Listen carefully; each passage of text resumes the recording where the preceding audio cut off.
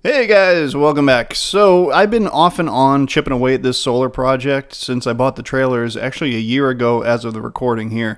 And we are finally ready to put the main cables in to power everything up and actually switch the house over permanently to solar. So we're going to probably run over my irrigation lines and stab it with the front end of my Kubota, among other things. So stay tuned.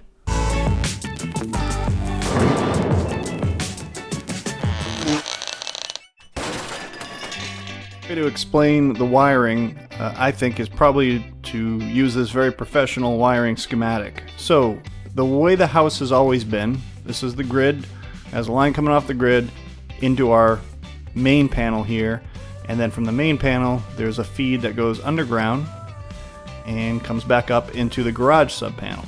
So that's what we have to work with. Now I added, as you see, the solar shit in the garage here. So one thing I wanted to do is make sure that we had good feeds to both of these panels, and I didn't want to feed them off sub-panels. So coming out of the main panel that's on the solar shit wall, I have a 6 gauge that comes over and now feeds that panel directly. And then I went and buried a whatever the stuff is that comes off the pole. I think it's 4 gauge aluminum, but you see that spool in the video. That I ran a new one over to become the new main feed for the main panel in the house. And now I'm left with the wire coming off the street and the original 8 gauge wire that went in and fed the sub panel from this panel. So what I decided to do is kind of cross that out. This wire now comes in and goes into its own little main or sub panel here, and then this sub panel is tied back to that original line that went to the garage. Put a little junction box in here instead, and this now goes back in and becomes a backup feed for the solar system. So if we are ever in a situation, maybe, I don't know how it's going to do in the winter with snow and that type of thing, if we lose a few days of sun due to snow and it wants to top the batteries up, it now has an option to pull from the grid. It's not grid tied. It's not able to feed power back into the grid because that would have required me to go through the power company to get all my equipment approved, and because I'm reusing some equipment from those solar trailers, there's a good chance that the power company wouldn't quote unquote authorize them. There's a whole bureaucratic bullshit process that goes with solar when you're grid tying it. Now we're not grid tied, we're just using it like an appliance that it can pull from the grid if it wants to, but otherwise it doesn't have to at all. But that allowed me to utilize that existing wire that was already there for something useful, and all I had to do was run one other big one in. So hopefully from this highly professional drawing, you can kind of get an idea of what I decided to go with. So I get about 125 feet of 4/0 aluminum it's a 4/0 3 conductor plus the ground, which I think is a 2/0 in this case, and it's a twisted compact style, so a little easier to pull. But trust me, anytime you're dealing with cable like this, entrance cable stuff, it's not easy to pull. I'm used to pulling about 5.5 inches on a good day downwind, so 125 feet of this stuff, it's gonna be a battle.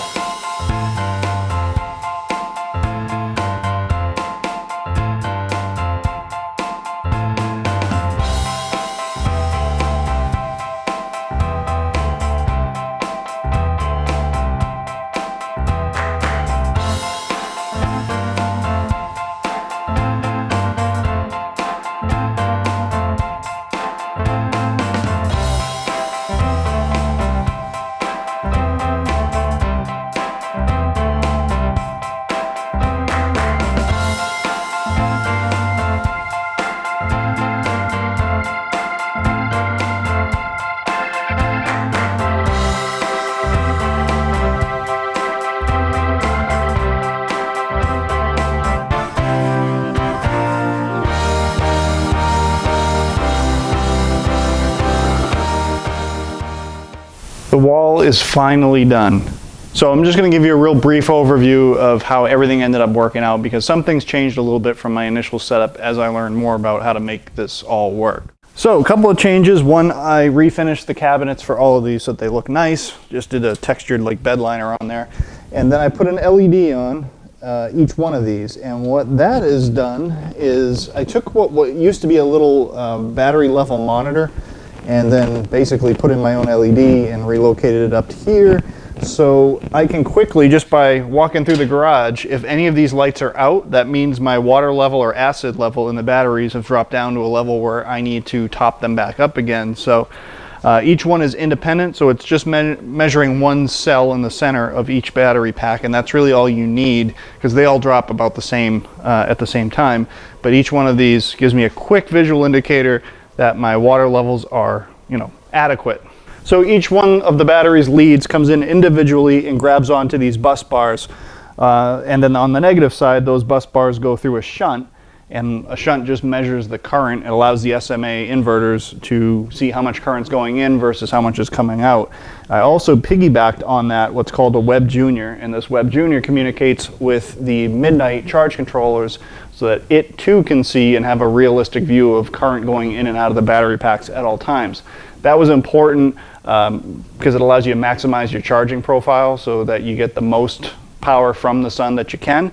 And I also networked those Midnights with just onto a, well, you'll see, onto a network, so I can view the status of everything from anywhere at any time, which is really nice. The SMAs have an interface like that, but it's pretty archaic and it requires extra equipment that is really hard to find. So we're not going to be remotely viewing these, but I don't really need to because we did that. So my 4 SMAs are set up in a cluster. They are set up for 240 volts. The right side does one leg of that service, the left side does the other leg, and they share the loads between the two of them. This can do 35 kilowatts of power, which is a shitload of power. I mean, we'll never come anywhere near topping this out. In fact, I don't think, even at full tilt with everything running in the house, I'd be surprised if I'm even using half of the current capacity of these, which is great because it keeps everything really, really cool.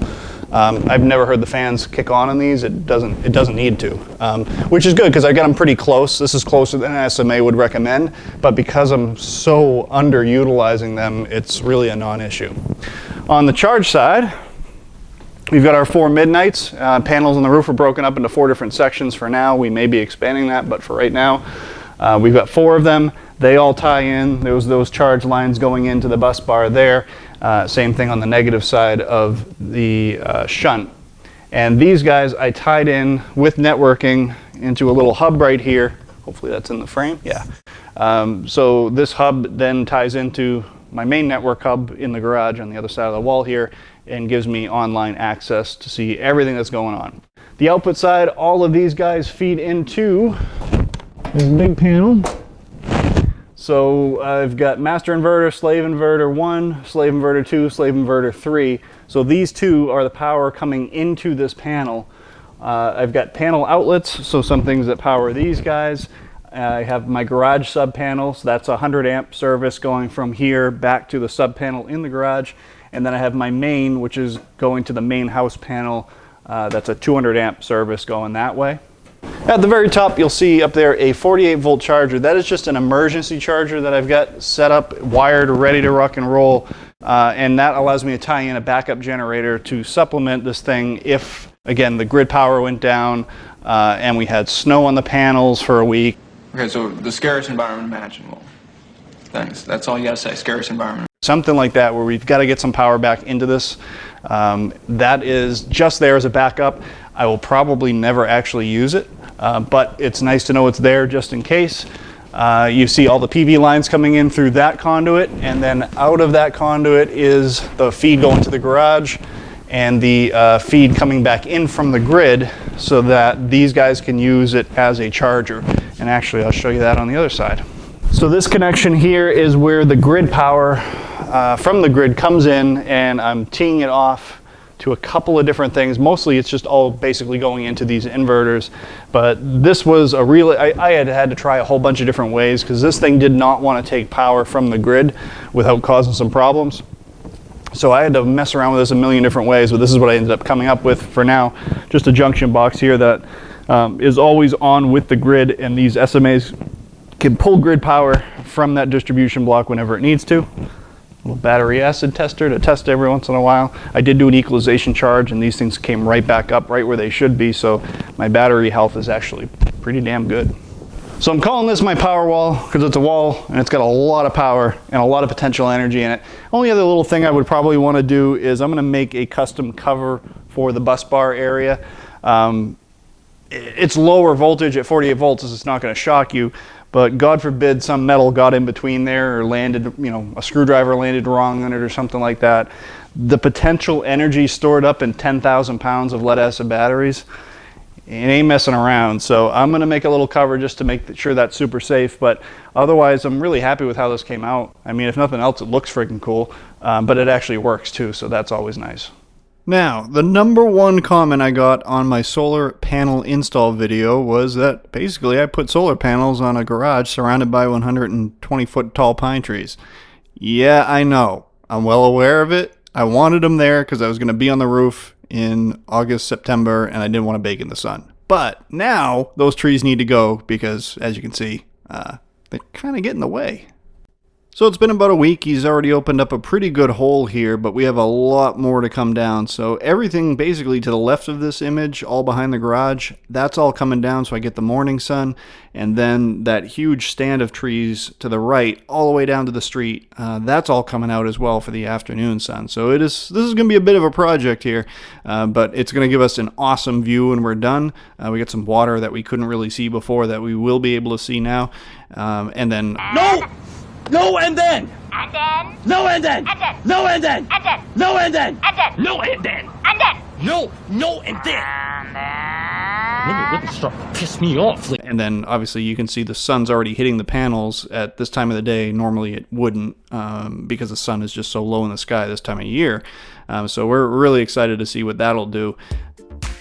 Now, I am planning to do one final video on the solar project, and that one's going to go right back to the beginning. If you remember, I invested $33,000 in buying 4 of these trailers. So I want to show you how we ended up making out financially, because I think that's important whenever you're doing stuff like this, is to share, okay, was this a good decision, or was this one of my, I wish I didn't do that. So we're going to wait till all these trees are down and we can say that the solar project is done, and then I'll break down it from a cost standpoint so you can see whether or not you think this worked out well or not for me. Until then, if you have any comments, questions, concerns, and or criticisms, make sure you throw them down in the comment section below me. Otherwise, everybody, thanks again very much for watching and have a great day.